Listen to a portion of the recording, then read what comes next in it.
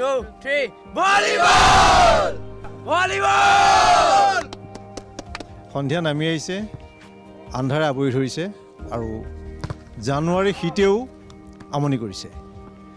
আমি এতিয়া উপস্থিত আছোঁ জেৰাইগাঁও আঞ্চলিক মিনি ষ্টেডিয়ামত। এইখন ষ্টেডিয়ামতেই 70 দশকত পৰেশ বৰুৱা, অনুপ চেতিয়া, ৰেৱতী ফুকনে ভলীবল আৰু ফুটবল খেলিছিলে। এইখন খেলপথাৰতেই খেলি খেলি পৰেশ বৰুৱা ৰেলৱে চাকৰি পাইছিলে। আৰু আজিও এতিয়াও দেখা পাইছোঁ, এয়া ৰাজুক দেখুৱাবলৈ গৈছোঁ যে জেৰাই গাঁৱৰ কিশোৰ যুৱকসকলে ইয়াত ভলীবলৰ প্ৰেক্টিছ কৰি আছে। ইয়াত কোচ হিচাপে আছে এইসকলক শিকাই। কি নাম তোমাৰ? মোৰ নাম ৰজত কমল বৰুৱা। কিমানজন ইয়াতে যুৱক যুৱতীয়ে হেৰি কৰে? ইয়াত আমাৰ 30 জনৰ ওপৰতে খেলুৱৈ এতিয়া বৰ্তমান খেলি আছে। ইয়াৰ পৰা ৰাজ্যিক বা তাৰ হেৰিয়াত খেলিছেনে কোনো? হয়, নিশ্চয়। কিমানজন পাইছে? এতিয়া আমাৰ 2জন খেলি আহিছে, চাব জুনিয়ৰ খেলি আহিছে তুলতুল গোহাঁই, যোৱা বছৰ অসম টীমৰ কেপ্টেইন আছিলে। আৰু আছে পল্লৱ। নিয়মীয়াকৈ অনুশীলন হয়? অনুশীলনটো নিয়মীয়াকৈ হয়? নিয়মীয়া অনুশীলন চলি আছে। ভলীবলৰ অনুশীলন হয়। তুমিও জানা চাগে ইয়াতে আজি পৰা 70 দশকত 70 দশক শেষৰ ফালে পৰেশ বৰুৱা বা অনুপ চেতিয়াহঁতে ভলীবল খেলিছিল, নহয় জানো? মূলতঃ পৰেশ বৰুৱা এজন ভাল গলকিপাৰ আছিল বুলি কয়, যি এখন হাতেৰে বল ধৰিছিলে, সেইটো তেওঁ সুনাম আছিলে। এজন ভাল ভলীবল এতিয়া তেনেকুৱা কোনোবা মানে সেই ধৰণৰ, মই কোৱা নাই পৰেশ বৰুৱা বা তেনেকুৱা, কিন্তু ভাল মানে ৰাষ্ট্ৰীয় বা সেই পৰ্যায়ত খেলিব পৰাকৈ তেনেকুৱা নিশ্চয় আমি তাকে এতিয়া আমাৰ প্ৰচেষ্টা চলি আছে। নিশ্চয় আশা কৰিছোঁ এই ল'ৰাখিনিয়ে আগন্তুক দিনত জেৰাই গাঁৱৰ যি হেৰুৱা পৰিচয় খেলৰ প্ৰতি সেইখিনি ঘূৰাই আনিব পাৰে, তাৰে আমাৰ এই প্ৰচেষ্টা চলাই আছোঁ আমি। আপুনি বিমল বৰুৱাক মই মাতিম, পৰেশ বৰুৱাৰ ককায়েক। ইয়াতে আপোনালোকেও খেলিছিলে এসময়ত, নহয় জানো? আপুনিও খেলিছিলে ইয়াতে। আপোনাৰ ভাতৃ মানে পৰেশ বৰুৱা ইয়াতে খেলিছিলে। ইয়াত খেলৰ সূত্ৰে চাকৰি পাইছিলে, নহয় জানো? হয়, তেখেত এজন ভাল ফুটবলাৰ আৰু ভলীবলাৰ দুইটা খেলিছিলে। সেই সূত্ৰে তেওঁ চাকৰিত মকৰ হৈছে তিনিচুকীয়া NF ৰেলৱেত। প্ৰথমে তেওঁ গলকিপাৰ হিচাপে তেওঁ চাকৰি পাইছিলে। তাৰপিছত আকৌ ভলীবল খেলতো তেওঁ অংশগ্ৰহণ ভালখিনি তেওঁ সুনাম অৰ্জন কৰিছিলে। দুইটাতে তেওঁ পাৰ্গত। মানে এই খেলপথাৰখনৰ এটা ইতিহাস আছে, নহয় জানো? আৰু মই ভাল লাগিছে যে বহুত মানে নতুন প্ৰজন্মৰ বহুত মানে যুৱক ইয়াত খেলৰ সৈতে এতিয়া মানে যি সময়ত ক'ৰবাত মদ ড্ৰাগছ এইবিলাক কথা বতৰা হয়, ইয়াত কিন্তু মই দেখা পাইছোঁ জেৰাই গাঁৱত এটা সুকীয়া পৰিৱেশ। খেলপথাৰত সকলো জড়িত আছে, ইমান একদম চিৰিয়াছ গোটেইবোৰ কাণপতীয়াকৈ খেলি আছে, ক'ব নোৱাৰে। আমি আহি পেলাই ৰৈ আছোঁ, ক'বই নোৱাৰে, ইমান ধুনীয়াকৈ খেলি আছে তেওঁলোকৰ।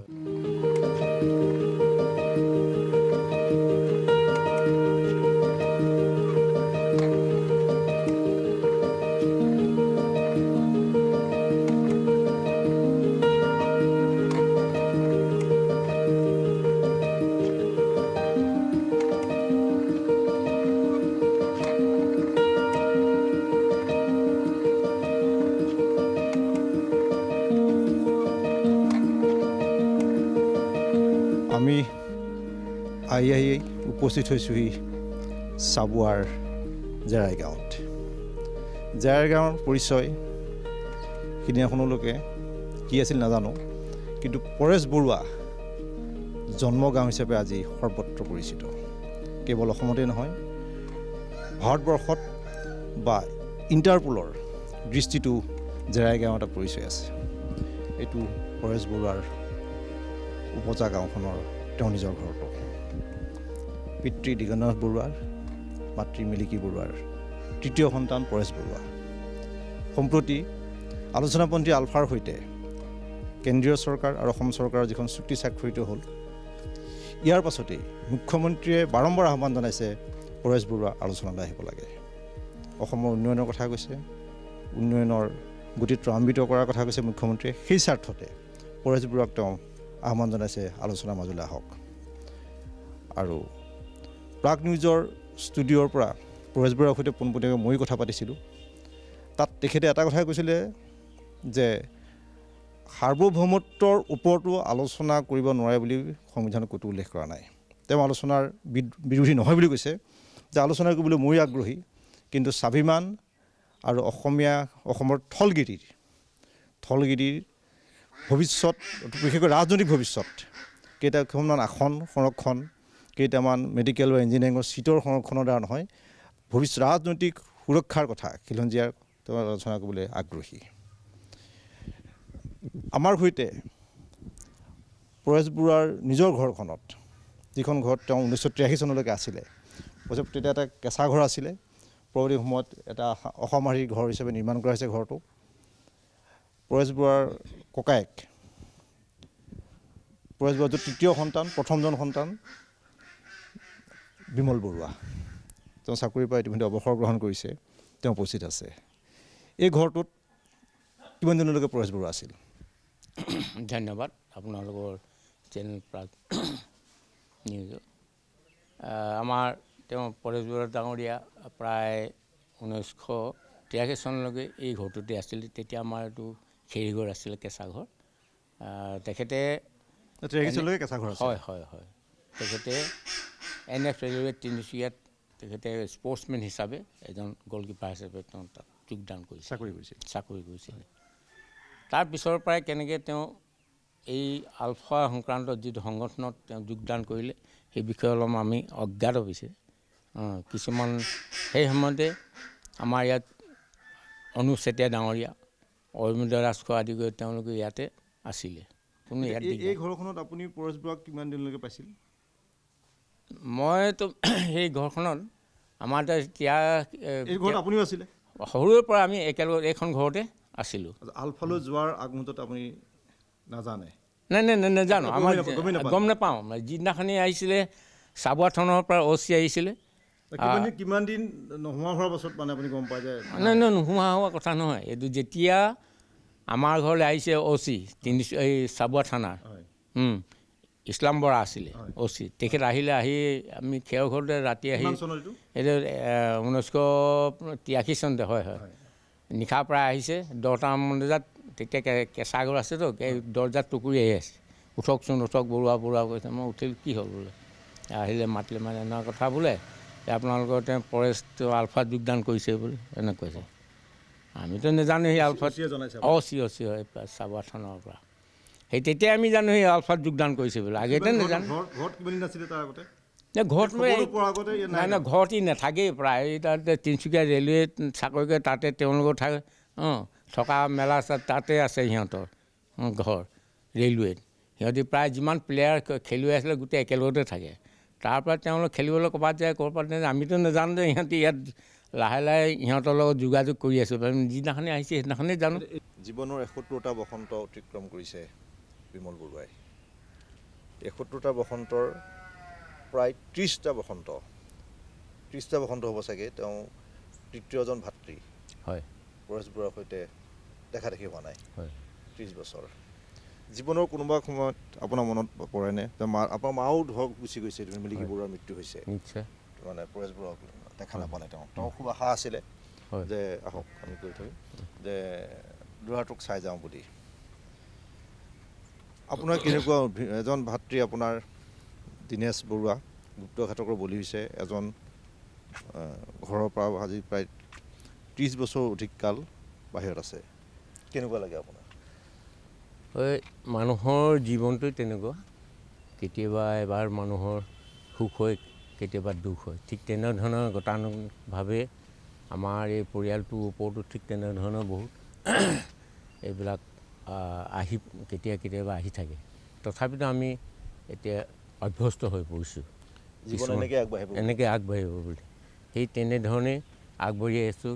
নিজৰ যিবিলাক দৈনন্দিন কাম কাজ তেনেকৈ আমি চলাই আহি আছোঁ। এটা মই দেখিছোঁ যে আপোনাৰ ঘৰৰ কাষতে আপোনাৰ সৰু জতকেই মানে বিকুল বৰুৱা একে সৰু নেকি? সৰু, একেবাৰে সৰু, নুমলীয়া আৰু। মই তেখেতৰ লগতো হেৰি কৰিব বিচাৰিম।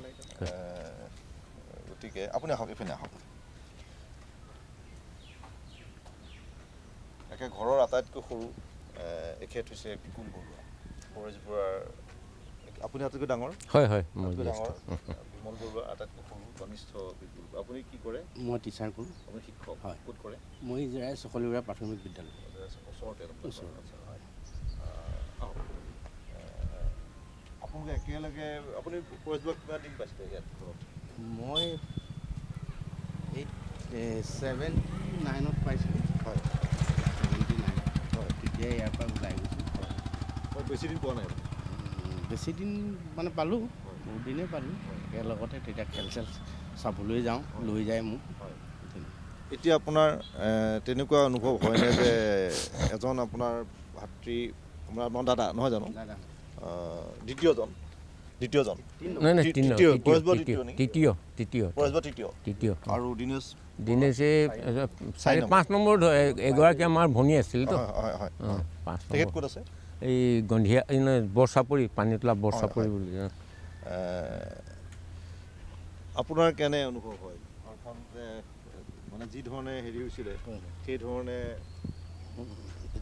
মোৰ অনুভৱ মানে এনেকুৱা সেই সময়ত আমি ভাবিছিলোঁ সঁচাকৈ সিহঁতে কিবা এটা স্বাধীন অসমেই নহওক বা কিবা এটা অসমৰ পৰিৱৰ্তন এটা কৰিব তেনেকৈ ভাবিছিলোঁ আমিও নিৰ্যাতিত বহুত কষ্টও পালোঁ তেনেকৈ আজি 2024 আজি ধৰক আপোনাৰ এই জানুৱাৰী মাহৰ মানে হেৰি কৰি পেলাই আপোনাৰ কেনে অনুভৱ হয় যিটো এতিয়া পাৰিব বুলি ভাবে পৰেশ বৰুৱাই মই ভাবোঁ নোৱাৰা কাম পৃথিৱীত একো নাই যদি চৰকাৰৰ সহানুভূতি থাকে তেতিয়া নিশ্চয় হ'ব এয়া হ'ল বিপুল বৰুৱাৰ ভাষ্য চৰকাৰৰ সহানুভূতি নিজৰ একাগ্ৰতা থাকিলে পাৰিব আৰু পৰেশ বৰুৱাই কি আহ্বান জনাব পাৰে তেখেতক এটাই আহ্বান জনাওঁ যে আলোচনাৰ মেজত বহিব লাগে যিখিনি তেখেতে কৰিছে 3টা চুক্তি কৈছে সম্পদৰ ওপৰত আমাৰ ইনাৰলেণ্ড পাৰ্মিট আৰু এটা ধৰিছিলে এই ৰাজনৈতিক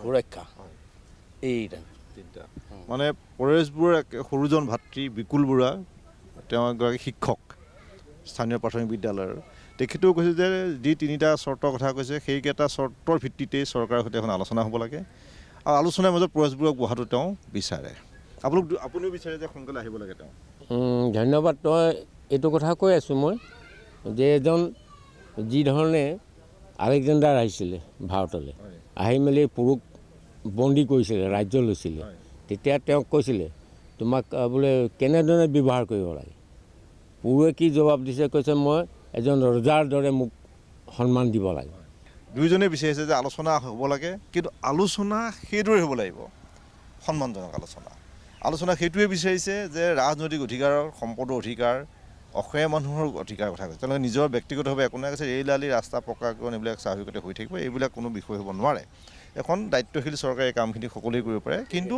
সন্মানজনক এটা আলোচনা অসমীয়া মানুহৰ স্বাৰ্থ তেওঁলোকে কৈছে ব্যক্তিগতভাৱে আমাক একো নালাগে আৰু আমি কেতিয়াও বিচৰাও নহয় কেতিয়াও নিবিচাৰোঁ এটা সন্মানজনক আলোচনা হয় মানে 3টা চৰ্তৰ কথা কৈছে আলোচনা এটা মীমাংসা অসমৰ ৰাইজেও ভাল পাব আপুনি সেইটোকে বিচাৰিছে হয় আলোচনা হ'ব লাগে পৰেশ বৰুৱা আলোচনালৈ আহিব লাগে আৰু চৰকাৰী সহানুভূতি সহকাৰে দায়িত্ব সহকাৰে গোটেই বিষয়টো মীমাংসা কৰিব লাগে এইখন জেৰাই গাঁৱৰ আলফাৰ 3জন বিশেষ আলফাৰ সৈতে 2জন বিশেষ নেতা অনুপ চেতিয়া আৰু পৰেশ বৰুৱাৰ আপোন গাঁও জন্মগাঁও আৰু আলফাৰ সৈতে মধ্যস্থতা কৰিবলৈ যোৱা ৰেৱতী ফুকনৰ ঘৰ চাগে ইয়াতে জেৰাই গাঁৱতে এতিয়া অনুপ চেতিয়া আলোচনাপন্থী হিচাপে গ'ল পৰেশ বৰুৱা এতিয়াও থাকি গ'ল পৰেশ বৰুৱালৈ এই মুহূৰ্তত আপুনি যিখন আলোচনা দেখিছে আলোচনা প্ৰক্ৰিয়া দেখিছে চুক্তি দেখিছে মতিগতি দেখিছে ধৰণগণ দেখা পাইছে পৰেশ বৰুৱাৰ ককায়েক আপুনি প্ৰথমজন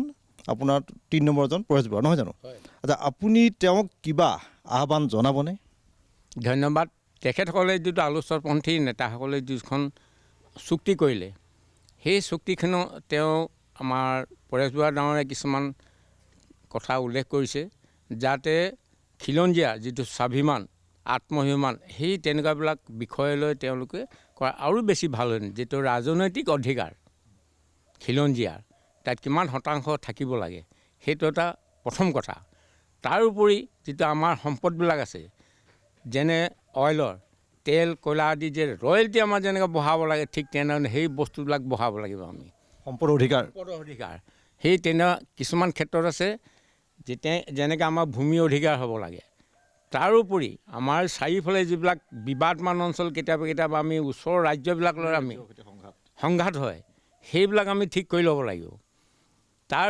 পিছৰ পৰ্যায়ত বাকী যিখিনি আছে যেনেকৈ ৰাষ্ট্ৰীয় পৰ্যায়ত আমাৰ বানপানী হ'ব লাগে বানপানী ৰাষ্ট্ৰীয় সমস্যা হিচাপে আমাক গণ্য কৰিব গম পাইছোঁ মই আপোনাৰ ওচৰলৈ আহিম আপোনাৰ পৰিবাৰ আছে কল্পনা বৰুৱা পৰেশ বৰুৱাৰ নবৌৱেক এটা বেলেগ কথা সোধোঁ আপুনি দেওৰক মানে পৰেশ বৰুৱাক পাইছিল প্ৰথমতে এবাৰ লগ পাইছিলোঁ এইটো কিমান চনত? এই লক্ষীপথাৰত যে হৈছিলে তেতিয়াই লক্ষীপুৰত কেম্প থাকোঁতে, কেম্প থাকোঁতে তেতিয়া আলফাৰ কেম্প যে লক্ষীপুৰত, এইটো কিমান চনমান হ'ব? তেনেকুৱা 90 মানে হ'ব নেকি। তেতিয়া এবাৰ লগ পাইছোঁ, এবাৰেই পাইছে আপুনি? এবাৰে পাইছোঁ। মানে এই ঘৰত পাইছে নে কেম্পত ঘৰত পাইছোঁ, ঘৰত আহিছিলে? আহিছিলে। কওকচোন আপুনি কওকচোন সেই চনটো, সেই সময়খিনি মনত পৰা কথাখিনি কওক। আহিছিলে তাৰমানে আমাৰ এই লক্ষীপথাৰত যেতিয়া এইটো হৈছিলে তাৰ পাছত আহিছিলে আমাৰ ইয়ালৈ। তেতিয়া আহিছে আৰু নবৌ বুলি মাতিছে, কথা পাতিছে। তাৰপাছত আৰু বেছি দিন নাথাকিলে আৰু গুচিয়ে গ'লগৈ। তাৰপৰা লগ পোৱা নাই। ইয়াত আছিলে কি? 2 দিন নে এদিন আছিলে। লক্ষীপথাৰ ঘটনাটোৰ পাছতে নেকি এই তেতিয়া 90 দশকৰ আগভাগৰ 90 দশকৰ আগভাগৰ কথা এইটো। কি মানে সেই আপোনাৰ কি মনত আছে, কি কৈছিলে, কি মেলিছিলে অকণমান মানে সেই কথাখিনি অকণমান জনাব। নবৌৱেকৰ মুখেদি মানে মানুহক মানে প্ৰাগনিজ দৰ্শকক মই জনাব বিচাৰোঁ, কওকচোন। তেতিয়া আহিছিলে আৰু আমাৰ লগত চবৰ লগতে কথা চথা পাতিছে, মাতিছে আৰু ইয়াৰ লগত বহুত মানুহ আহিছে, গাৰ্ডবিলাক আহিছে। আমাৰ তেতিয়া প্ৰথম দেখিছোঁ চব মানুহ, বহুত মানুহ আহিছে মানে। আৰু তাৰপাছত আমাৰ লগত বডিগাৰ্ডবিলাক আহিছিলে আৰু বহুত তাৰমানে লগৰ মানুহ আহিছেতো। আমাৰ এই পৰেশ বৰুৱাৰ লগৰ? হয়, আমাৰ এইখন বাৰীতে তাৰমানে বহুত তাৰমানে চব্জি আছিলে দেই। তেতিয়া চব্জি আছিলেতো, চবে ছিঙিছে তাৰমানে চব্জি ছিঙিছে। মোৰ মনত আছে সেইটো কথা। বহুত চব্জি ছিঙি পিনি লৈ গৈছে। তাৰপিছত চব বহুত কেম্পলৈ লৈ গৈছে? কেম্পলৈ লৈ গৈছে। আমাৰ এই বাৰীখনতে চব্জি আছিলে। তাৰপিছত 2-3 দিন দেখিলোঁ আৰু তাৰপাছতচোন গুচিয়ে গ'লগৈ। তাৰপৰা দেখা নাই আৰু। কেতিয়াবা ফোন কৰেনে? ফোন এতিয়া বহুত দিন হ'ল নাই কৰা। আগতে কৰিছিলে? আগতে কৰি কি খবৰ লয়? কৈছিলে ঘৰৰ ভাল বেয়া খবৰ লয় আৰু। তাৰপিছত মই এদিন ক'লোঁ আহা আকৌ ঘৰলৈ, এইবোৰ চবেই আলোচনা কৰিব লাগে নহয়, আলোচনা হ'ব লাগে, গুচি আহিব লাগে। নহয় বৌ বোলে ভাতখিনি ভককৈ উতলিহে আছে, কিন্তু এতিয়ালৈকে ভাতখিনি সিজা নাই বুলি কৈছে মোৰ আগত। এইটো কিমান চনৰ কথা? লাষ্ট আপোনাৰ ফোন কেতিয়া কৰিছিলে? এইটো কিমান দিন হ'লে সেইটো পাহৰিলোঁ কিন্তু দেই। কিন্তু এদিন মই কৈছিলোঁ গুচি আহিব লাগে ন, তাত ইমান দিন জংঘলত থকা কথা নহয়, আহিব লাগে নহয় বৌ বোলে ভাতখিনি বোলে ভককৈ উতলি আছে বোলে, কিন্তু ভাতখিনি এতিয়ালৈকে উতলি শেষ হোৱা নাই, সিজা নাই। তেনেকৈ কৈছে, সেইটো মনত আছে। আপোনাক সুধিছোঁ, আপোনালোক ফোন কৰেনে বিহুৱে বা বিহু মানে এই গৰু দিনাখন ফোন কৰিছিলে। মই আমৰলি বাঁহ ভাঙি আছিলোঁ, মোবাইলটো আছিলে মোৰ সৰু। মই এইবাৰ সৰু মোবাইলত কোনে ফোন কৰিছে গম পোৱা নাই। তাৰপিছত এইফালে আমৰলিয়ে কামুৰি আছে মোক। ফোনটো ধৰিছোঁ, এইফালে ইমান স্পষ্ট হোৱা নাই। ভাল আছে নাই কি সুধিছে ঘৰত কেনেকুৱা ভাল নে কি এনেকৈ সুধিছিলে। বৌ ভাল আছে নাই, ল'ৰা ছোৱালীকেইটা ঠিক আছে নাই, এতিয়া সিমানেই। তাৰপিছতে আমৰলিয়ে কামুৰি আছে মোক এইফালে। তাৰপিছত মই ক'বই পৰা নাই, আৰু মোবাইলটো সৰু আছিল, কোনে ফোন ধৰিব পৰা নাই। তাৰপিছত চাইছোঁ মোবাইল নম্বৰ নাই, ফটকৈ নাই, ডিলিট হৈ গৈছে। তেতিয়া কথা পাতিম আপোনাৰ সৈতে। জেৰাই গাঁৱৰ এগৰাকী বিশিষ্ট ব্যক্তি, আমি তেখেতে পৰেশ বৰুৱাক হয়তো কেম্পত লগ পাইছিলোঁ বুলি কোনোবাই কৈছিলে, আপুনিও কৈছিলে মোক অলপ আগতে। আপোনাৰ পৰিচয়টো দিয়ক। হয়, নমস্কাৰ। মোৰ নাম হৰেশ বৰুৱা। মই পৰেশ বৰুৱাৰ পৰিয়ালৰহে। কি হয় তেখেতৰ? তেখেতৰ ককায়েক, দাদা সম্বন্ধত দাদা ককায়েক।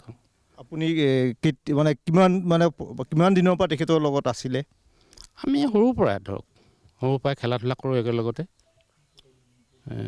তেহানিৰপৰা মানে কিমান চনলৈকে মানে শেষ কেতিয়া লগ পাইছিল? শেষ ধৰক এনেইতো আলফা যোৱাৰ পিছত এই 90 আগা পিছাকৈ লগ পাইছিলোঁ। ক'ত পাইছিলে শেষত? এই লক্ষীপথাৰত যেতিয়া কেম্প আছিল সেইটো সময়তে লগ। আপুনি কেম্পত গৈছিলে তেখেত লগ পাবলৈ? তেখেতে মাতিছিল নে আপুনি নিজে গৈছিল? কিয় মাতিছিলে? এইবোৰ দেখা কৰিবৰ কাৰণে। আজি 2024 জানুৱাৰী, আজি আপুনি মানে এই মুহূৰ্তত আপুনি পৰেশ বৰুৱাক কি আহ্বান জনাব? ধৰক এটা গ্ৰুপে এতিয়ালৈ আলোচনা কৰিলে, মই ভাবোঁ আলোচনা প্ৰক্ৰিয়াত আহিলে ভাল হ'ব। এতিয়া কি ধৰণে আগবঢ়াই নিয়ে আলোচনা প্ৰক্ৰিয়াটো, সেইটোহে আটাইতকৈ গুৰুত্বপূৰ্ণ কথা। হয়, চেণ্ট্ৰেল গভৰ্ণমেণ্টে কি ভাবি লয় বা অসম চৰকাৰে কি ভাবি লয়, যি ধৰণে তেখেতে বিচাৰে সেইটো কিছু নহয় কিছু এটাটো দিব লাগিব তেওঁক। এৰা ধৰাৰ মাজেৰে তেওঁৰ লগত এৰা ধৰা মানে ধৰক কিন্তু এৰাখিনি কিমান ধৰাখিনি কিমান, এতিয়া সেই বস্তু সকলোৱে কয় যে এৰা ধৰাৰ মাজেৰে হ'ব লাগে, বুজাবুজি মাজে, মানে এৰা আৰু ধৰা কোনখিনি ধৰিব লাগিব, কোনখিনি এইবোৰ স্পষ্টভাৱে আপুনি কিবা ক'ব পাৰিবনে? তেনেকুৱা স্পষ্টকৈ ধৰক মই একো ক'ব নোৱাৰিম, কাৰণ সাৰ্বভৌমত্ব দাবীটো পৰিত্যাগ কৰা উচিত। সাৰ্বভৌমত্বৰ ওপৰতো ধৰক আলোচনা হৈছিল এবাৰ কংগ্ৰেছ চৰকাৰ দিনত মনমোহন সিং থাকোঁতে। আলোচনা বুলি ঠিক নহয় আৰু এইটো প্ৰক্ৰিয়াটো আগবাঢ়িছিল, অনানুষ্ঠানিক প্ৰক্ৰিয়া এটা আৰম্ভ হৈছিল। আগবাঢ়িছিল। সেই ধৰণে যদি আগবঢ়া যায়, মই ভাবোঁ এই প্ৰক্ৰিয়াটো অতি সোনকালে আগবাঢ়িব পাৰে। মই এজন এই প্ৰজন্মৰ মানে ৰাজা পৰেশ বৰুৱাৰ ভতিজা বিমল বৰুৱাৰ ল'ৰা। নমস্কাৰ। কি ক'বা তুমি?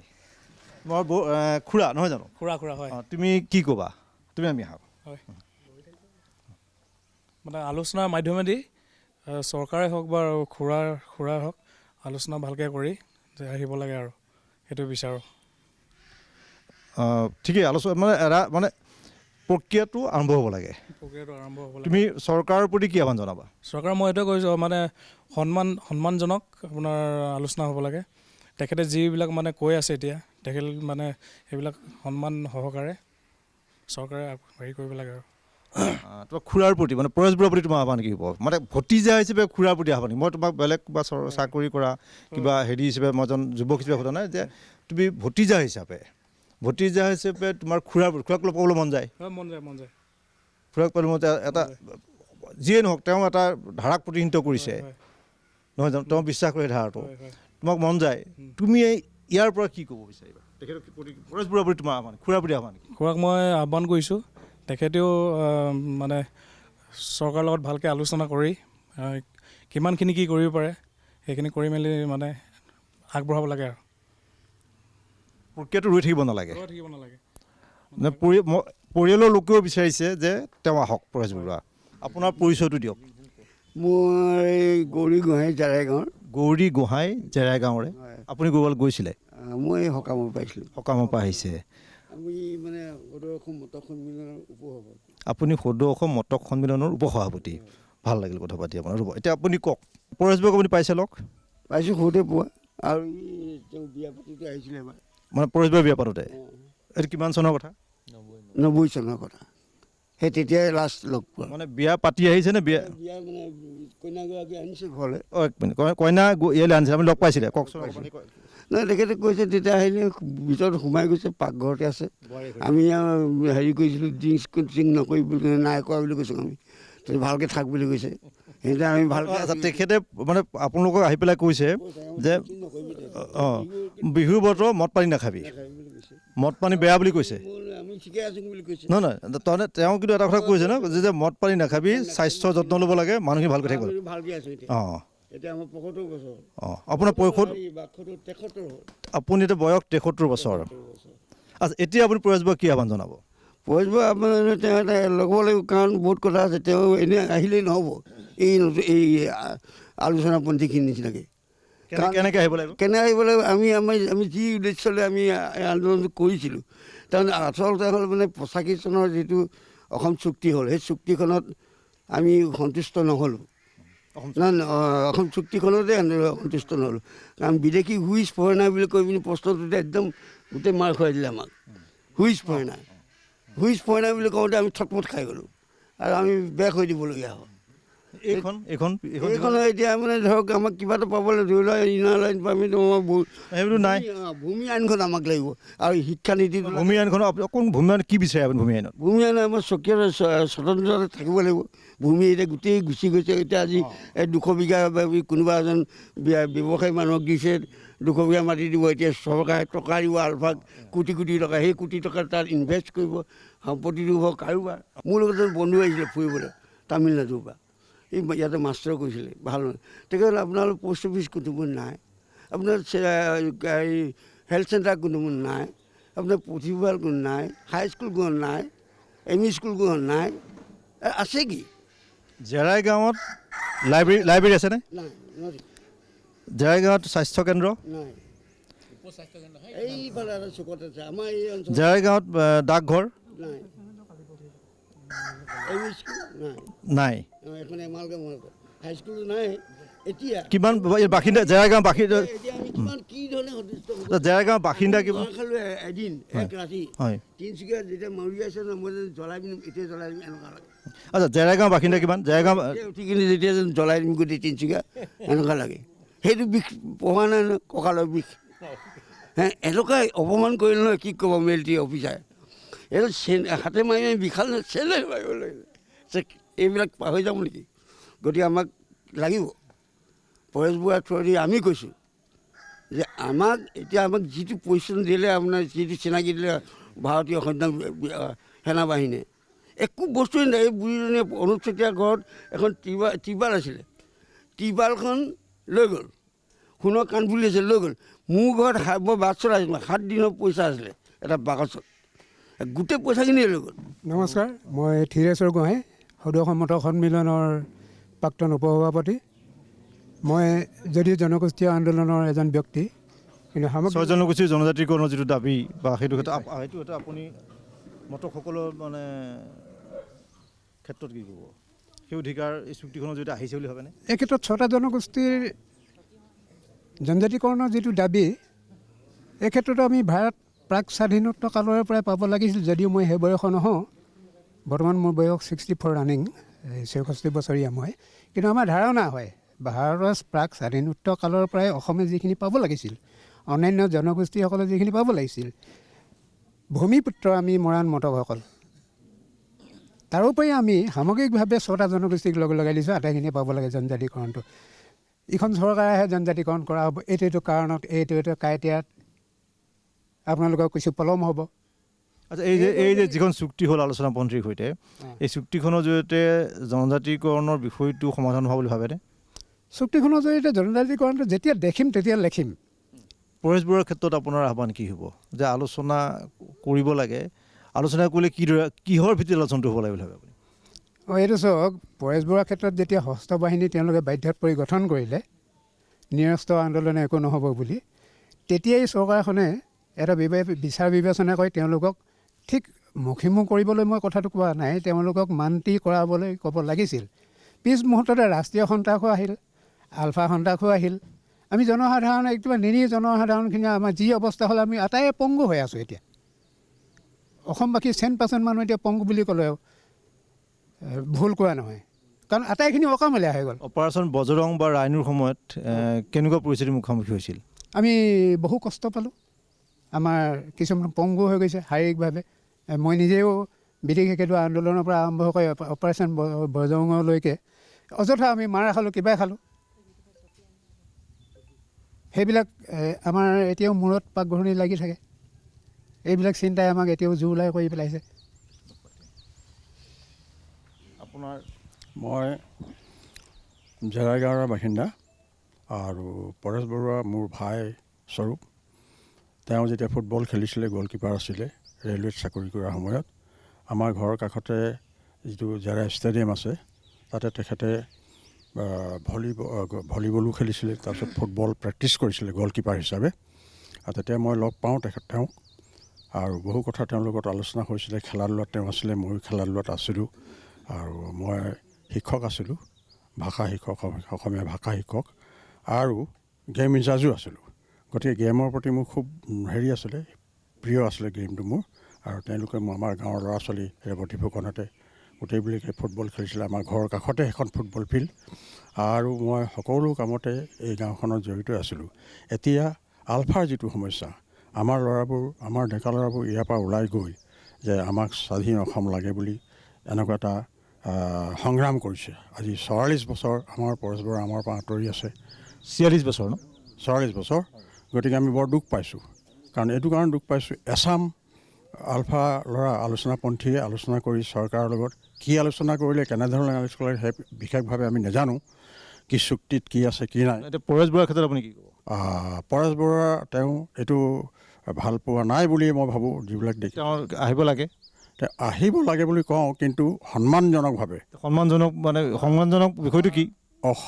অসমীয়া মানুহে যিবিলাক সা সম্পদ আছে অসমত, সেইবিলাকৰ সুৰক্ষা, তাৰপিছত ইয়াৰ পৰা কোনো ধৰণৰ লুণ্ঠন হ'ব নালাগে, কেন্দ্ৰীয় চৰকাৰে আমাক ঠগন দিব নালাগে, কিবাকিবি চল চাতুৰিৰে আমাৰ সম্পদবিলাক তেওঁলোকে আহৰণ কৰিব নালাগে, আমাৰ যিখিনি অধিকাৰ আমি সেইখিনি পাব লাগে গোটেইখিনি। সেইটো কথাই আমি আমাৰ যুৱকসকলে এই সংগ্ৰামটো কৰিছিল। আমাৰ মাজত এজন যুৱ প্ৰজন্মৰ প্ৰতিনিধি আছে, তেওঁৰ পৰা জানিব বিচাৰিম আলফাৰ এই সংগ্ৰামখন ইতি পৰিছে নেকি? মই উদীপ্ত বৰুৱা মোৰ নাম, সম্বন্ধত তেওঁৰ মোৰ পুঠাদেউ হয়। সম্বন্ধত প্ৰয়োজন তোমাৰ পুঠাদেউ। আমি বিচাৰোঁ, যুৱ প্ৰজন্ম বিচাৰোঁ তেওঁ আলোচনাৰ মাজলৈ আহক আৰু আমাৰ মাজত থাকক।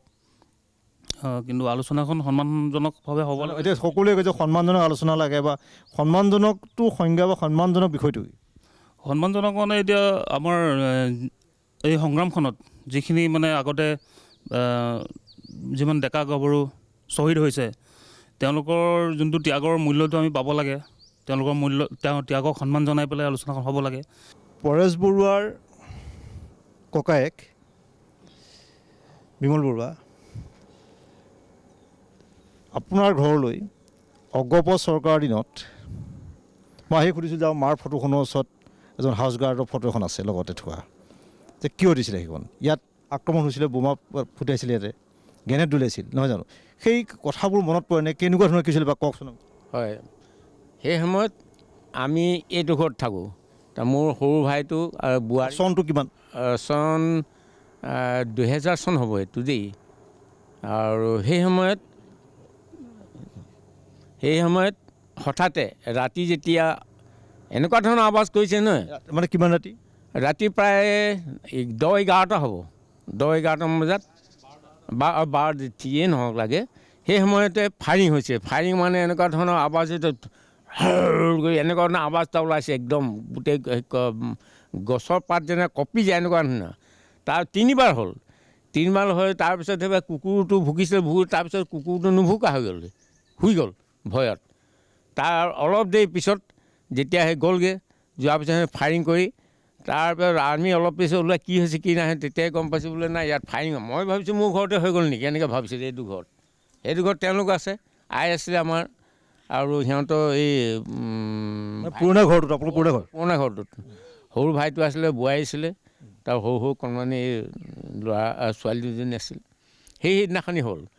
তাৰপিছত আকৌ যেতিয়া নেক্সট টাইম যেতিয়া আমাৰ কংগ্ৰেছ চৰকাৰ হ'ল তৰুণ গগৈৰ দিনত, সেই তেতিয়াও 2002 নে 2003 হ'ব, তেতিয়া 2 চনত সেই তেতিয়া এবাৰ ধাৰাসাৰে গুলি ফুটাইছে একদম। মই তেতিয়া গৈছোঁ, মোৰ শহুৰ কেঞ্চাৰ বেমাৰ আছিলে, মই গুৱাহাটীলৈ মেডিকেল কলেজলৈ লৈ গৈছিলোঁ। তাৰপৰা ৰাতিপুৱা যেতিয়া মই মোৰ এজন চিনাকি ডক্টৰ আছিলে, ডক্টৰ মৃদুল গগৈ, তেওঁ বৰ্তমান তিনিচুকীয়া চিভিলৰ ছুপাৰিণ্টেণ্ডেণ্ট হয়।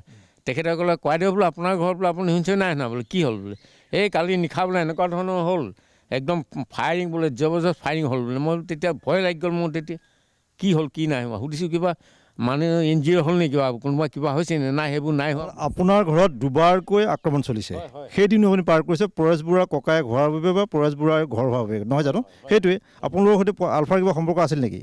আমাৰ ঘৰত কোনো আলফা ঘৰৰ মানুহ বুলিয়ে ভাবি মানে ইয়াত এটেক এটা কৰে, এইটো এটা কিবা চৰকাৰে চাল না কাৰ চাল আমি নাজানো দেই।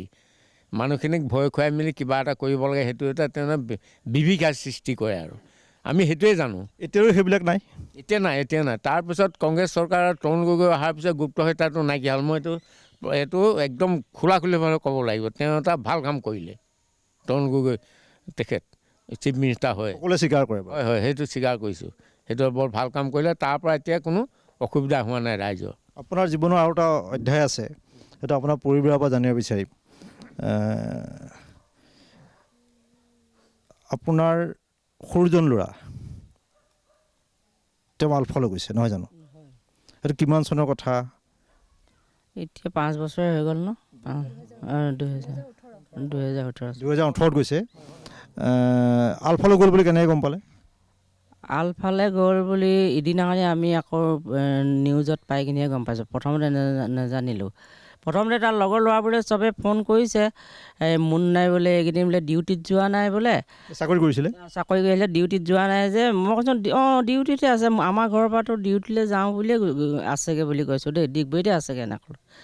তেতিয়া লগৰ ল'ৰাবোৰে ফোন কৰিছে, ডিউটিত এইকেইদিন 3 দিন অহা নাই বুলি কৈছে। তাৰপাছত মই কেলৈ ঘৰৰ পৰা ওলাই গ'ল, তাত আছোগৈ বুলি।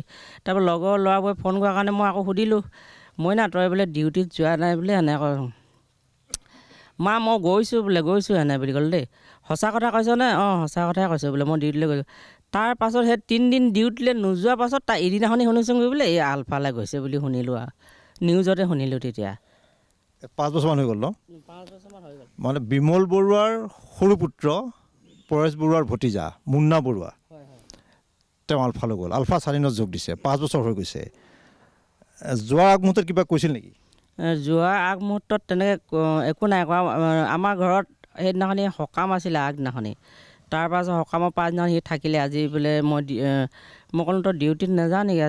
আজি নাযাওঁ মা, মই ডিউটিত নাযাওঁ বুলি ক'লে দেই। তাৰপাছত ডিউটিত নাযাওঁ বুলি ক'লে মই ভাবিছোঁ ডিউটিত নাযাওঁ তেতিয়া মই বোলে পাছবেলা ডিগবৈলৈ গৈ আছোঁ বোলে, ডিগবৈলৈ পাছবেলা যাম বোলে, এতিয়া মই আজি ডিউটিত নাযাওঁ তেনেকৈ ক'লে। ঠিক আছে তই নাযাওঁ আজি বাদ দে। আপুনি কেনেকৈ গম পালে আলফালৈ গ'ল বুলি? তেওঁ নিজে খবৰ দিছে নে বেলেগে ক'লে? নাই দিয়া কেতিয়াও দিয়া নাই। তাৰপাছত আকৌ তাৰপাছত তালৈ গ'ল। তাৰপাছত এই লগৰ ল'ৰাবলৈ বাৰে বাৰে ফোন আহি আছে, বাৰে বাৰে। আজি কেলৈ ইমান বাৰে বাৰে কি বুলি ফোন কৰে? মুন্না বোলে ডিউটিত অহা নাই বোলে, আজি 3 দিন হৈ গৈছে ডিউটিত অহা নাই বোলে। লগৰ ল'ৰাবোৰে চবেই ফোন কৰে। তাৰপাছত মই ভাবিলোঁ কেলৈ লগৰ এইটো গুচি গৈছেগৈ, ডিউটিত যাওঁ বুলিয়েতো ঘৰৰ পৰা গৈছে।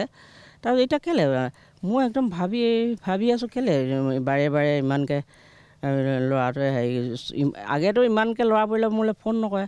তাৰপিছত মই ভাবিলোঁ কেলৈ এনেকৈ। তাৰপিছত আমি এখেতে মই ক'লোঁগৈ ঐ আমাৰ মইনাই বোলে ডিউটিত যোৱা নাই, ব'লকচোন যাওঁ ডিগবৈলৈ, এই ল'ৰাটো থকা জেগালৈ যাওঁচোন এনে বুলি ক'লোঁ। তাৰপিছত আমি গাড়ী লৈ পিনি গ'লোঁগৈ আৰু ডিগবৈত গুচি গ'লোগৈ। তাৰপাছতে আকৌ লগৰ ল'ৰাবোৰক সুধিছোঁ, নাই বোলে মুন্নাই বোলে কালি আছিলে বোলে। কালি এতিয়া ৰাতিপুৱা আছিলে বোলে, ভাত পানী খাইছিলে বোলে, আৰু ক'ৰবাৰ ল'ৰা এটা আছে বোলে অচিনাকি ল'ৰা, আমি চিনি নাপাওঁ বুলি কৈছে। আৰে আজি আছে, এতিয়া ক'ত গ'ল নাজানো বোলে। তেতিয়া মোৰ একদম খুব দুখ লাগিছে, কি কথা এইবিলাক মই একো বুজি পোৱা নাই। তাৰপাছত ল'ৰাকেইটা কৈছে আমি গম নাপাওঁ, বেলেগ ল'ৰা এটা আহিছিলে বোলে মুন্নাৰ লগত বোলে, তেনেকৈ কৈছে। এতিয়া আলফালৈ গ'ল 5 বছৰমান হ'ল নহয় জানো? তাৰপাছত যোগাযোগ কৰিছেনে? প্ৰথমতে এবাৰেই কৈছিলে, মা বেয়া নাপাব দেই আপোনালোকক মই মাফ কৰিছোঁ, মই ইয়ালৈ আহিলোঁ বোলে। তাৰপাছত মই ক'লোঁ তোৰ মই একো মাফ চাফ মই শুনিবলৈ মন নাযায় বুলি কৈ দিলোঁ। ইমানেই আৰু সঁচাকৈ এনেকৈ কৰিলোঁ মই। খুব দুখ লাগিলে নহয়। এতিয়া ক'ত আছে বুলি গম পায়নে? ক'ত আছে এতিয়া নাজানো ক'ত আছে। এই সম্পৰ্কত পৰেশ বৰুৱাৰ ফালৰ পৰা কিবা আপুনি সুধিছে বা আপোনাক কিবা জনাইছে নেকি? আপোনাৰ দ্বিতীয় সৰু ল'ৰা ক'ত আছে এতিয়া? ধন্যবাদ। এই ক্ষেত্ৰত কিন্তু মই এতিয়ালৈকে একেবাৰে সুসূত্ৰ পোৱা নাই। সুধিছেনে, কাৰোবাক সুধিছেনে? সোধাও নাই। আৰু যিদিনাখনি তেওঁ সন্ধানহীন হৈছিল বুলি কৈছিলে তাৰপৰা মই গম নাই পোৱা। আগেতো টিভিতে নিজৰ স্পীচে কেতিয়াবা দিছিলে তেওঁ, তাৰপৰা টিভি এতিয়ালৈকে মই তেওঁৰ খবৰ একো নাই পোৱা। আপোনাৰ বোৱাৰী আছে ৰাজাৰ পৰিবাৰ, নামটো কি আছিলে? নমস্কাৰ, মোৰ নাম মমি ডেকা বৰুৱা। ঘৰ ক'ত এনেই? মই গুৱাহাটীৰ। হয় গুৱাহাটীৰ। আচ্ছা, তুমি মানে দেউৰক তোমাৰ ৰাজাৰ ভায়েক নহয় জানো মুন্না, তেওঁক লগ পাইছিলা? নিশ্চয় লগ পাইছিলোঁ মই, ভালকৈ মনত আছে। আৰু আমি ভবাও নাছিলোঁ যে ইমান ঠাণ্ডা, ইমান শান্তশিষ্ট, সকলোৰে অমায়িক, যি কথা কওঁ সেইটো ধৰণেই ইমান ধুনীয়াকৈ শুনিছিলে। আমাৰ সপোনৰ অগোচৰ কথাটো যে সেই ইমান সৰু কণমানি ল'ৰাটোৱে এনেকুৱা এটা পদক্ষেপ ল'ব বুলি পেলাই আমি ভাবাই নাছিলোঁ। আমাৰ সকাম এটা আছিলে, সকামটো কৰি আমিও গুচি গৈছিলোঁ। ৰাতি যেতিয়াই তেখেতৰ লগৰ ল'ৰাবোৰৰ পৰাই আমি গম পালোঁ অকণমান কথাবোৰ। তাৰপাছত ভয় লাগিলে, হঠাৎ এনেকুৱা এটা খবৰ পাই পেলাই মাহঁতৰো হোৱা দোৱা লাগিলে। আমি চিলাপথাৰত আছিলোঁ, তেতিয়া ফেৰী চলি আছিলে। ৰাতি সময়ত ফেৰী নাপাওঁ এনেকুৱা অৱস্থা। মা দেউতাহঁত অকলে, ভণ্টিজনী সৰু, লগালগ আহিছোঁ আমি। তেতিয়া জন্ম হৈছিলেহে ল'ৰা। তাৰপাছত সেইখিনি কৰি আহি এনেকুৱা এটা খবৰ পাই পেলাই নিজে আচৰিত আমি। তাৰপাছত তেনেকৈ প্ৰথমখিনি আমি তেনেকৈ বিৰাট ধুনীয়াকৈ আছিলোঁ। আমি ভাবাই নাছিলোঁ ইমান ধুনীয়াকৈ থকা ল'ৰাটো যে এনেকুৱা এটা পদক্ষেপ ল'ব বুলি পেলাই আমি আচৰিত। মুন্নাৰ প্ৰতি কিবা আহ্বান মানে বৌয়েক হিচাপে? মুন্নাৰ প্ৰতি আহ্বান আৰু লগতে তাতে যিসকল আছে সকলোৰে লগতে খুৰাদেউলৈকো এটাই আহ্বান যে আহ্বান সকলোৱে কৰিছে যে তেওঁলোক আহিব লাগে, কিন্তু এইটো নহয় যে তেওঁলোক অহাৰ লগে লগে বহুত গামোচা পিন্ধাই, হয়তো তেওঁলোকে অসমৰ কাৰণে কোনখিনি কৰি লৈ আহিছে সেইখিনি আমি নজনাকৈ এনেই গামোচাখন পিন্ধালে নহ'ব। যিটো কাৰণে তেওঁলোকে সংগ্ৰামটো কৰিছে অসমীয়া জাতিটোৰ কাৰণে, খিলঞ্জীয়া সত্তাটোখিনিৰ কাৰণে যিখিনি কাম কৰিবলৈ তেওঁলোক ইচ্ছুক, সেইখিনিও যাতে লৈ পেলাই আহে, আমাৰ তেতিয়া সেই গামোচাখনৰ মান ৰাখিব তেওঁলোকে, নহয় জানো? ইমানখিনি পাহাৰ এটা আমি গামোচাখনৰ পৰেশ বৰুৱা খুৰাদিও হ'ব, নহয় জানো? তেওঁৰ প্ৰতি বিশেষভাৱে তেওঁ মানে ভাবে যে প্ৰক্ৰিয়াটো শেষ হ'ব বা গোটেই অধ্যায়টো সমাপ্ত বুলি চৰকাৰীভাৱে ভাবে, তেখেতৰ প্ৰতি কি আহ্বান থাকিব? প্ৰক্ৰিয়াটো শেষ হ'ব বুলি যোগাযোগ হৈছে নে কেতিয়াবা, ফোন চোন কৰে নে? প্ৰথম এবাৰ মই যেতিয়া এইখন ঘৰলৈ বোৱাৰী হিচাপে আহোঁ, তেওঁ স্বাগতম জনাই ফোন কৰি খবৰ আছে তাৰমানে? এবাৰ ৰাখিছিলে তেওঁলোকে, তেওঁ মানে ফোন কৰিছিলে যে ভাল ধৰণে থাকিবা বোৱাৰী হিচাপে আৰু ইয়ালৈ স্বাগতম কৰিছোঁ। তেনেকৈ খুব সুন্দৰকৈ ভালকৈ কথা পাতিলোঁ। তাৰপিছত সেই কিমান চনমানৰ কথা? বিয়া হৈছোঁ আমি 2017ত, সেইখিনি প্ৰাক্ষণতে। হয় হয়। তাৰ পাছতে মূল কথাটোলৈ আহোঁ, যিটো আপুনি সুধিছিলে। কথাটো হ'ল মানে তেওঁক এটাই আহ্বান কৰিছোঁ, যিসকল আমাৰ দেউতাহঁতেতো সকলে ক'লে কোনখিনি চুক্তি, কি কথা, কি বতৰা, সেইবোৰলৈ যাবলৈ নাযাওঁ বাৰু। নৱপ্ৰজন্ম হিচাপে আমি মানে আমাৰ যিটো হেৰি হয়, সেইখিনি ফালৰ পৰা এটাই অনুৰোধ যে মানে অসমখনৰ কাৰণে তেওঁ যিটো চিন্তা কৰি ৰাখিছে, সাৰ্বভৌমত্ব কোনখিনি দিব পাৰে নোৱাৰে সেইটো চৰকাৰো তেওঁলোকৰ মাজত, আমি সেইখিনিৰ মাজত সোমাবলৈ নাযাওঁ। কিন্তু মানে খিলঞ্জীয়া যিখিনি আমাৰ অধিকাৰ, অসমীয়া জাতিটোৰ কাৰণে যিখিনি তেওঁলোকে চিন্তা কৰিছে, তেওঁক লৈ পেলাই আমিও তেওঁ যিটো ধৰণে ৰজাৰ ধৰণে আছিলে নহয়, আছে এতিয়াও সেইটো ধৰণে আহিলেই আৰু আহক তেনেকৈ, আৰু অসমীয়া আমি যাতে হাঁহি মুখে ক'ব পাৰোঁ আমাৰ যিখিনি অধিকাৰ আছে তেওঁ লৈ আহিছে আমাৰ কাৰণে, আমি সেইটো যাতে গৌৰৱ অনুভৱ কৰোঁ। এইটোও কৈছে যে পৰেশ বৰুৱা আলোচনালৈ আহিব লাগে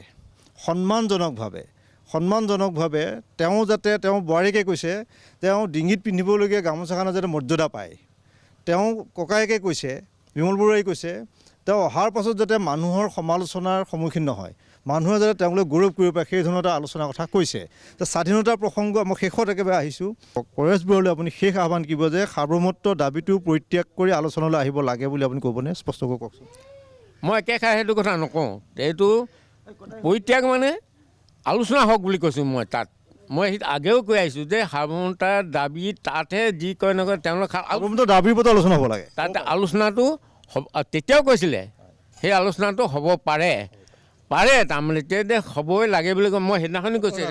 বুজি পালোঁ। মানে বিমল বৰুৱাই নহয়, ৰাইজেও বিচাৰিছে যে সাৰ্বভৌমত্বৰ ওপৰতে আলোচনা হ'ব পাৰে। আলোচনা হ'লে যে সাৰ্বভৌমত্ব দিব লাগিব বুলি কথা নাই, আলোচনা হ'লেই সাৰ্বভৌমত্ব দিব লাগিব বুলি কথা নাই। আৰু আজি আমি এটা বিশেষ সময়ত, যি সময়ত আলোচনাপন্থী আলফাই এখন চুক্তি স্বাক্ষৰ কৰিছে, এখন সন্ধিপত্ৰ বুলি কোৱা হৈছে, আৰু সেই সময়তে পৰেশ বৰুৱাক আলোচনালৈ মাতিছে চৰকাৰীভাৱে।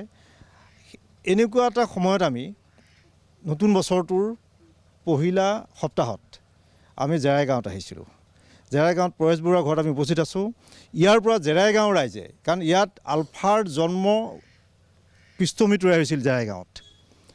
অনুপ চেতিয়া, পৰেশ বৰুৱাকে আদি কৰি যিসকলে সেই সময়ত পৰৱৰ্তী সময়ত আহিলেও কিন্তু আলফাৰ জোৰডাল তেওঁলোকে লৈ গৈছিলে। অনুপ চেতিয়া গুচি গ'ল, পৰেশ বৰুৱা আছিলে এতিয়াও। তেওঁকো বিচাৰিছে যে আলোচনালৈ আহক। চৰকাৰকো আহ্বান জনাইছে বিমল বৰুৱাকে ধৰি ইয়াৰ ৰাইজে যে অসমীয়াৰ স্বাভিমানটো ৰক্ষা কৰিব আলোচনা হ'ব লাগে। অসমীয়াৰ স্বাভিমান ৰক্ষা কৰিব আলোচনা হ'বলৈ ৰাজহাড় পূৰণ কৰি পেলাই আমি কথা পাতিব পৰাকৈ অধিকাৰ পাব লাগে। গতিকে আমিও বিচাৰিম পৰেশ বৰুৱা আলোচনালৈ আহক। চৰকাৰকো আহ্বান জনাইছোঁ জেৰাই গাঁৱৰ পৰাই যে আলোচনাত বহক আৰু এটা অসমত স্থায়ী শান্তিৰ বাট মুকলি কৰাৰ ক্ষেত্ৰত দুই পক্ষৰে ভূমিকা থাকিব লাগিব আৰু দুই পক্ষৰে সমানে হাতখন আগবঢ়াব লাগিব।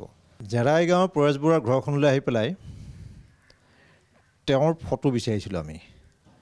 তেওঁ সৰুকালৰ ফটো বা খেলুৱৈ জীৱনৰ ফটো, আলফুলৈ যোৱাৰ আগমুহূৰ্তৰ কিবা ফটো আছে নেকি আমি জানিব বিচাৰিছিলোঁ। ককায়েক বিমল বৰুৱাক সুধিছিলোঁ, পৰেশ বৰুৱাৰ কিবা ফটো? ধন্যবাদ। তেখেতৰ ফটো বুলি আমাৰ ইয়াত নাই। কিয়নো ফটোবোৰ কি হ'ল? সেই যেতিয়াই 1983 চনত চাবুৱা থানৰ পৰা OC ইছলাম বৰা তেখেত আহিছিলে, অহাৰ লগে লগে তেখেতৰ ফটো আছিল আমাৰ ইটো ঘৰত, ঘাই ঘৰত। গ্ৰুপ ফটো আছিল কিছুমান খেলৰ।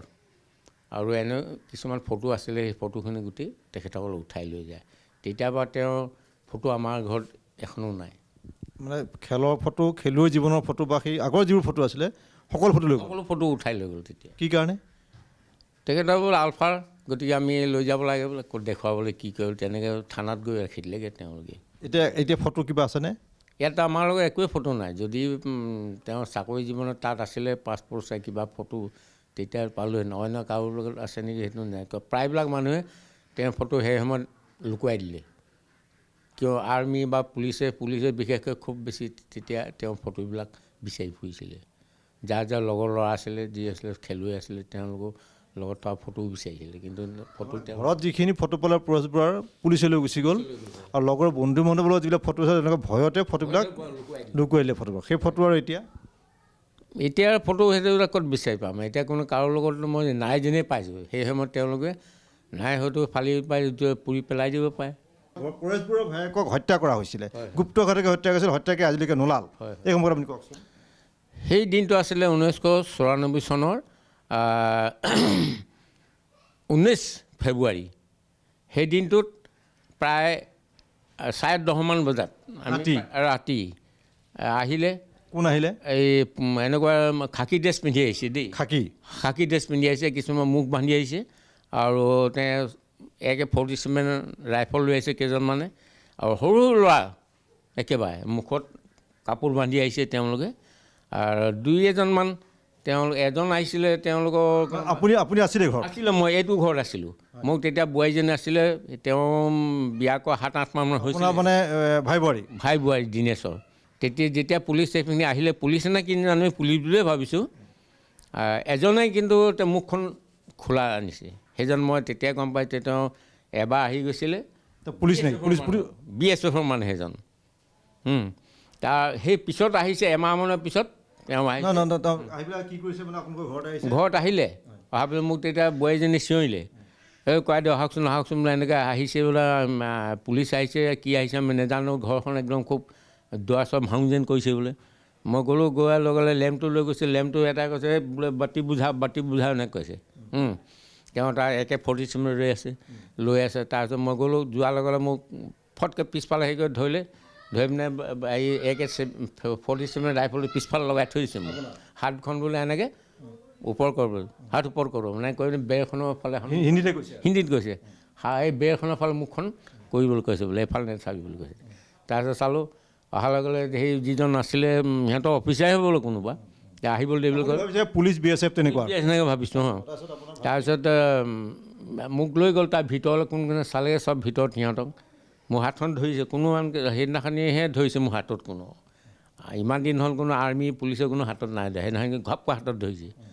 মই জানিছোঁ আজি ঘটনাটোৰ ওপৰত ডাঙৰ ঘটনা হ'ব বোলো। গৈ লৈ গ'ল, চালে, তাৰপিছত আহিলে ভিতৰত সোমাই পিনি মোৰ সৰুটো এতিয়া বিকুল যিটো ঘৰ আছেনে, সেই সৰুটোক তাক লৈ গৈছে বোলে, ক'ত আছে বোলে, ক'ত থাকিব? তেতিয়া সি ক'ব পাৰে সিহঁতৰ ৰেৱতী ফুকনৰ ঘৰত থাকি কিনে তাৰ ভায়েকেইটা একেলগত বল খেলে। এই আমাৰ সেইদিনা তাৰপিছত নহয় কমচোন মই, তাৰপিছত সৰু ভাইক লৈ গৈছে সিহঁতৰ ঘৰলৈ, ৰেৱতীহঁতৰ ঘৰলৈ, তাতে থাকে। দীনেশ বৰুৱা তাত আছে বুলি ভাবিছে, তাৰ সৰুটোৱে বিকুল বৰুৱাক লৈ গৈছে, যিজন শিক্ষক, লৈ গৈ সিহঁতৰ ঘৰত লৈ গ'ল। হয়, দীনেশ বৰুৱাক বিচাৰি লৈ গ'ল। মোকতো 4টা মানে এনেকৈ বেৰি পিনি একদম এনেকৈ পিষ্টল লগাই একদম থৈছে। এই সিহঁতৰ আমাৰ অনুপ চেতিয়া কোৱাইদেউৰ ঘৰ কঁঠালজোপ আছে তাৰ তলত। তাৰপিছত তাৰ ঘৰত পালেগৈ, পাই পিনি তাক লৈ আনিছে সেই অফিচাৰটো, দীনেশক। দীনেশ বৰুৱাক লৈ আনিছে। অনাৰ পিছত আই আছিলে, মই আছিলোঁ, আমাৰ ঘৰ পৰিবোৰ আছিলে, আমি গোটেইখিনি গ'লোঁ।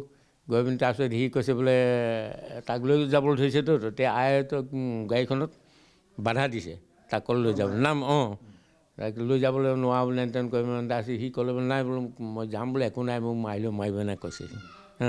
বিয়া কৰা 8 মাহ হৈছিলে। তাৰপিছত গ'ল, আৰু গোটেই নিশাটো আমি শুব পৰা নাই, কি হৈছে কি নাই হোৱা, একো খবৰ নাই পোৱা। তাৰপিছত ৰাতিপুৱাই মই উঠিলোঁ সোনকালে, উঠি মেলি আজি যিজন মানুহ এই গৌৰী গোহাঁই আৰু মই দুইজনে বিচাৰি গ'লোগৈ তিনিচুকীয়া, এই পদুমনি বুলি আছে, তাত থানা এখন আছে, তালৈ গৈছোঁ। ক'ৰবাত পুলিচ থানাত গৈছোঁ, প্ৰত্যেক বিচাৰি ক'তো নাই। তাৰপিছত গ'লোঁ মই আমাৰ এই আজি হজ কৰাই আছিল নে তেখেতে ক'লে মানে ঘূৰি আহিব বোলে এনে ঘটনাটো এনেকুৱা হয় তাত মানুহজন পেলাই থৈছে বোলে ক'ত পেলাই থৈছে? এই চাবুৱা শ্মশানত। আপোনাৰ ঘৰৰ পৰা কিমান দূৰ? 7-8 কিলোমিটাৰ মানে হ'ব। আচ্ছা, আপুনি গ'ল তাৰপিছত মই যাবলৈ নাপালোৱে। আমি ঘূৰি আহোঁ মানে পুলিচে ডেড বডি উঠাই পিনি তাৰপিছত হাতখন এনেকৈ বন্ধা আছিল বোলে এনেকৈ পিছফালে তাৰ এইফালে গুলি গোটেই পিঠিত এই হেৰিয়ে হ'ব লাগে কাৰ্বাইনে এইফালে গোটেই ফুটা পেটটো। তাৰপিছত গৈ যেতিয়া সেয়ালৈ নিছে মই গৈ পালোঁগৈ, উঠাইছে যেতিয়া ডেড বডিটো মই চাওঁচোন কেনেকুৱা কি হৈছে। গোটেই পেটটো একদম পূৰা এই পিছফালৰ পৰা ব্ৰাছ ফাই এইফালে গোটেই একদম এনেকুৱা হৈ গৈছে ফুটা। সেইদিনাখন তাৰপৰা পষ্টমৰ্টম কৰি পিনে আকৌ আমি আনিলোগৈ। অনাৰ পিছত আৰু ইয়াত ৰাইজে গোটেইখিনি ওলাই প্ৰচেছন কৰি মেলি তাৰপিছত আৰ্মি ঢেৰ আহিছে। তেওঁ চিতাত জ্বলোৱা হ'ল সেইদিনাখন চাই। তাৰমানে কথাটো এনেকুৱা যে খাকী পোচাক পিন্ধা কিছু মানুহে নিশা 10 বজাত লৈ গৈছিলে পৰেশ বৰুৱাৰ সৰু ভায়েক দীনেশ বৰুৱাক। একে ডাঙৰজন ককায়েক বিমল বৰুৱাই গোটেই কাহিনীটো কৈছে। সেই কাহিনী শুনিছিলোঁ মানে গুপ্ত হত্যা বা গুপ্ত ঘাতকৰ বিভীষিকাৰ সেই কথাবোৰ শুনিলে এতিয়াও গাৰ নোম শিয়ৰি উঠে। কেনেকৈ ঘৰৰ পৰা এজন মানুহ উঠাই লৈ যাব পাৰে ৰাতি, কোনো ধৰণৰ মেজিষ্ট্ৰেট নোহোৱাকৈ, দণ্ডাধীশ নোহোৱাকৈ লৈ গৈছিলে, সাক্ষীবাদীৰ কথা নাই, আৰু পুৱতি নিশা তেওঁৰ মৃতদেহ ওলায়। এটা চিৰাচৰিত ঘটনা হৈ পৰিছিলে সেই সময়ৰ 94 চনৰ। আপুনি বৰ্তমানৰ মুখ্যমন্ত্ৰীগৰাকীক কি আহ্বান জনাব ব্যক্তিগতভাৱে? মই তেখেতক আমাৰ অসমৰ মাননীয় মুখ্যমন্ত্ৰী ডক্টৰ হিমন্ত বিশ্ব শৰ্মা ডাঙৰীয়াক এইটোৱে আহ্বান জনাওঁ যাতে আমাক সেই আগৰ পূৰ্বৰ যিবিলাক বিভীষিকা যাতে নাহে, সেইকাৰণে এই অসমখনৰ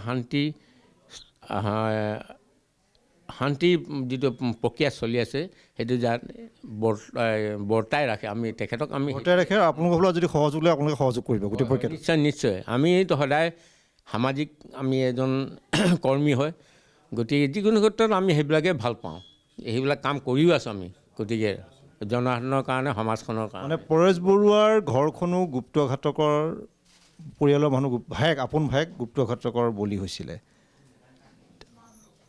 অত্যন্ত বেদনাদায়ক ঘটনা। উজনি নামনিৰ ঘৰে ঘৰে কান্দোনৰ ৰোল থৈছিল। দিছপুৰত এখন নিৰ্বাচিত চৰকাৰ আছিল। সেইবিলাক ঘটনা যাতে আকৌ নঘটে, সেইবিলাক ঘটনা যাতে পুনৰাবৃত্তি নহয়, তাৰ বাবে বিমল বৰুৱাই আহ্বান জনাইছে অসমৰ মুখ্যমন্ত্ৰীক, শান্তি প্ৰক্ৰিয়া আৰম্ভ কৰক। পৰিয়ালে কৈছে আমি যি সহায় কৰিলে আমি সহায় কৰিম, আমাৰ ক্ষমতা নাই, সীমিত সামৰ্থ্য আছে, তাৰ মাজত থাকি আমি যিমানখিনি পাৰি সহযোগ কৰি যাম বুলি কৈছে। আৰু তেখেতসকলে পৰেশ বৰুৱাকো আহ্বান জনাইছে যে সন্মান স্বাভিমান ৰক্ষা কৰি আলোচনা প্ৰক্ৰিয়াত সহযোগ কৰিবৰ কাৰণে।